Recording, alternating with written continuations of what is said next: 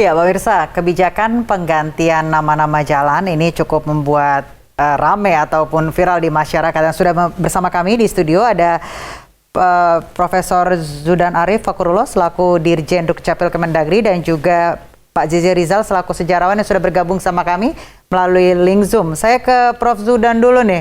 Ini terkait administrasi ini, mungkin publik bingung, akan menyulitkan nggak sih Pak sebenarnya terkait dengan penggantian nama jalan ini Pak? Ya, terima kasih Mbak Tiara. Selamat malam Pak JJ Rizal. Terkait dengan penggantian wilayah administrasi, ini sudah biasa terjadi di Indonesia, bukan hanya di DKI. Yang besar kemarin dari pertengahan tahun 2000, sekitar tahun 2012 itu pemekaran Kalimantan Timur dipecah dengan Kalimantan Utara. Jadi ada sekitar 6 kabupaten yang datanya diganti semua. Kemudian kalau yang lebih lama, kemarin itu pemekaran Jawa Barat dengan menjadi Provinsi Banten, antara lain seperti itu. Banyak kabupaten yang kita ganti semua, satu provinsi. Dokumen kependudukannya kita ganti semua. Nah, untuk itu masyarakat tidak perlu resah. Hal-hal yang seperti ini itu tidak menyulitkan, apalagi sekarang cara penggantiannya sudah jauh lebih mudah dibandingkan beberapa tahun yang lalu. Sekarang sudah digital, dan masyarakat tidak perlu mengurus dengan pengantar RT, RW, kelurahan, dan dari Dinas Dukcapil sudah berkoordinasi dengan kami, dokumennya langsung bisa dicetakkan ketika penduduknya datang ke Dinas Dukcapil atau melalui jemput bola di hari besok, hari Rabu. Jadi Mbak Tiara, perubahan wilayah administrasi dalam praktek pemerintahan di Indonesia ini lazim terjadi. Tidak hanya di DKI, di banyak daerah juga perubahan nama kabupaten, pemekaran desa, perubahan RT, perubahan nama jalan juga banyak terjadi dan tidak menimbulkan masalah yang berarti karena pelayanan admin duknya semuanya gratis. Kemudian kalau ada perubahan paspor, perubahan SIM, STNK itu diganti nanti saat masa berlaku dokumen tersebut habis. Jadi paspor diganti ketika nanti masa berlakunya habis atau tempatnya sudah penuh. STNK juga demikian. Kemudian apalagi ya, SIM juga demikian. Jadi masyarakat tidak perlu resah, tidak perlu risau terhadap penggantian wilayah administrasi seperti ini. Baik, saya ke Pak JJ Rizal. Pak, ini terkait dampaknya, dampak positifnya untuk sejarah budaya Betawi sendiri seperti apa sih Pak? Ya, pertama menurut saya memang kan ruang kota itu kontestasi memori ya. Jadi orang Betawi sendiri memorinya itu dalam periode yang panjang sedikit sekali gitu ya, terutama tokoh-tokohnya. Jadi saya pikir wajar ada kegelisahan dan keinginan mereka diberikan ruang dalam kontestasi memori itu bahwa mereka juga punya tokoh-tokoh yang wajib mendapatkan tempat, mendapatkan ruang di kota di mana sebenarnya kampung mereka begitu.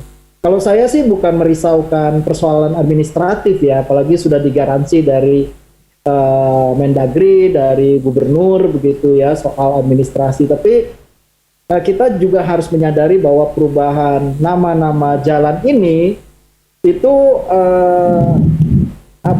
harus mengacu kepada peraturan pemerintah nomor 2 tahun 2021.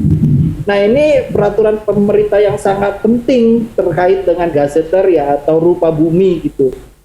Yang peraturan pemerintah ini sendiri mengadopsi dari rekomendasi UNESCO terkait bahwa nama rupa bumi, nama jalan, nama tempat di seluruh muka bumi itu seperti artefak sejarah begitu.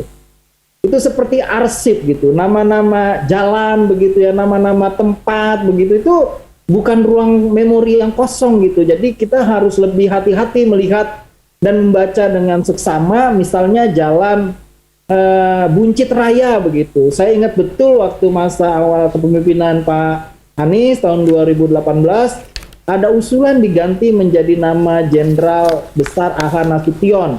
Tapi kemudian timbul polemik dan Pak Anies menghentikan. Tapi sekarang ada ruas jalan itu sebagian yang diambil untuk diganti namanya menjadi nama Buncit Raya itu menjadi Jalan Hajah Tuti Alawiyah.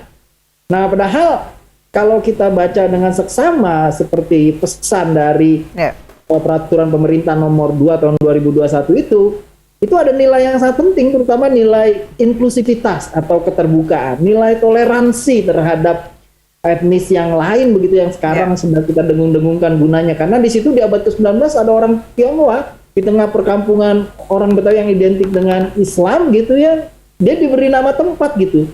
Jadi warung buncit dari kata tan buncit namanya. Nah, itu kan apa ya, artefak yang penting ya kalau kita ingin belajar tentang sejarah kota kita dari periode yang panjang tuh sudah mengakbarkan atau mempanyakan kehidupan yang lebih inklusif gitu. Berarti disesuaikan dengan sejarah begitu ya, Pak JJ ya Pak ya. Saya ke Pak Zulfa, Pak Zudan ini terkait waktu yang harus diestimasi begitu dari warga yang terdampak jalannya ada perubahan nama, itu berapa lama sih yang harus dilakukan dan kemudian apakah sudah semuanya terinformasikan dengan baik begitu Pak dan tersosialisasi dengan baik? Ya, pertama ini persoalan sosialisasi. Pemda DKI terus mensosialisasikan perubahan ruas jalan ini. Yang kedua, sekarang sistem admin kita sudah digital. Jadi perubahan nama itu tidak sulit untuk dimasukkan ke dalam sistem. Ini secara technicality. Dan di dalam digitalisasi kita ini, data Adminduk sudah digunakan oleh kurang lebih 5.200 lembaga yang kerjasama integrasi data. Nah, ini yang penting teman-teman atau warga DKI sesegera mungkin mengganti KTP, kartu keluarga, kartu identitas anak ke Dinas Dukcapil. Dan Dinas Dukcapil sudah terbiasa melayani hal-hal yang seperti ini. Karena ruas jalannya hanya 22 dan ini sudah bisa menurut prediksi kami di handling dalam waktu kurang lebih 2 minggu sudah bisa selesai semua. Tentu gitu ini ya, Pak? Butuh partisipasi dari masyarakat untuk juga aktif datang ke Dinas Dukcapil atau melalui RT RW-nya untuk menukarkan dokumen yang lama dengan dokumen yang baru. Terus bagaimana dengan kalau misalkan harus antri begitu Pak dan harus adanya bolak-balik karena kan memang biasa sudah ada kuota-kuota tertentu untuk di beberapa daerah berbeda begitu Pak? Enggak, kalau pelayanan Dukcapil kan tidak pakai kuota Mbak. Ini kan KK-nya sudah jadi, tinggal diganti alamatnya. KTP-nya juga sudah jadi, tinggal diganti alamatnya. Nah kalau pas banyak ya antrian wajar, tinggal ditunggu saja. Ya memang ini perlu proses, perlu waktu, perlu kesabaran, tetapi dalam praktek pemerintahan kita sudah biasa dan saya dapat informasi dari teman-teman di DKI ini dikerahkan semua sampai petugas-petugas di tingkat kelurahan pada ruas jalan itu. Mudah-mudahan ini semuanya lancar, mohon dukungan juga dari semua warga masyarakat kita. Baik, kami harus jeda sejenak, pemirsa jangan kemana-mana, kami akan lanjutkan usai jeda berikut, tetap bersama kami.